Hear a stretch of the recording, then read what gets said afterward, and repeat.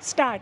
Sir, as honorable members are well aware, the production of coffee is of great importance not only to the coffee consumers but also to the national interest of the country. It is a fact that not only the internal consumption of coffee has increased, but also Indian coffee is loved for its quality in outside countries. Though it is not an export commodity bringing in foreign exchange in very large dimensions, it does bring in a fairly good income to the growers, and it is in our interest to develop the coffee industry.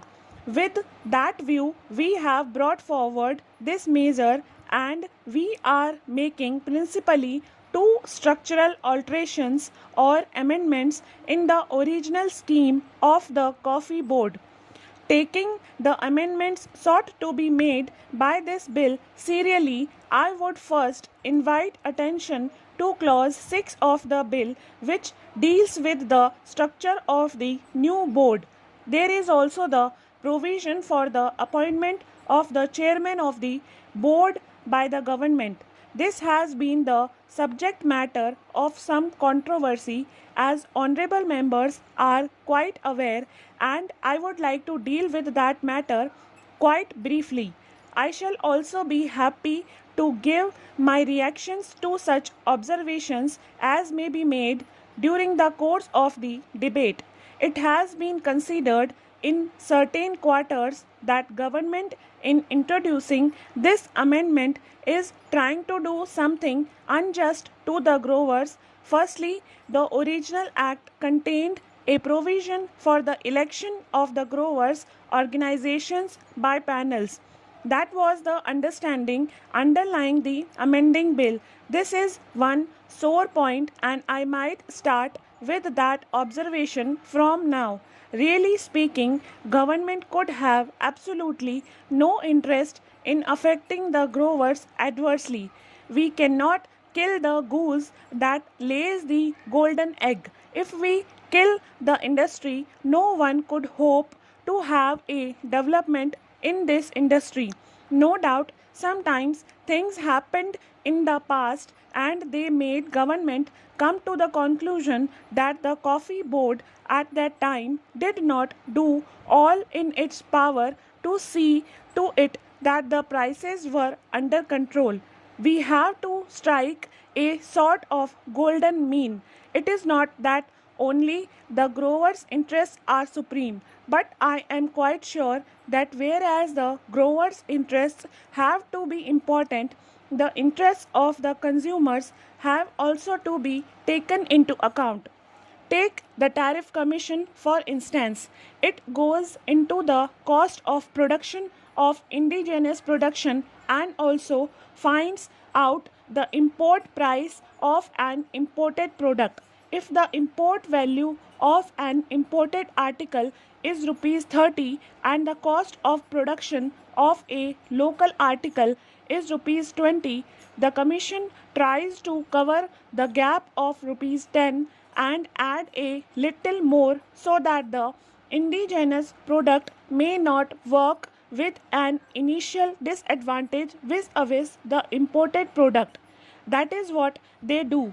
So, in the case of productive industry, it goes without saying that the margin to the grower should be important and should be a sufficient incentive, but then we have to look at other factors also.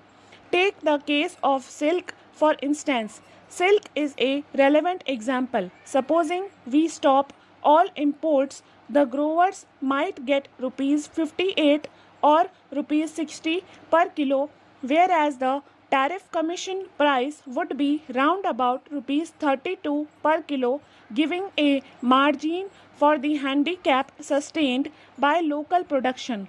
If prices soar high, they have a deleterious effect on industry, though for the time being, persons in charge of particular concerns may profit by it today and tomorrow. This is not beneficial from the long range point of view, and in as much as we want this coffee industry to develop in the long run into a very prosperous industry, not only to satisfy the internal needs but also to satisfy our exports as much as possible, we must take effective and proper steps.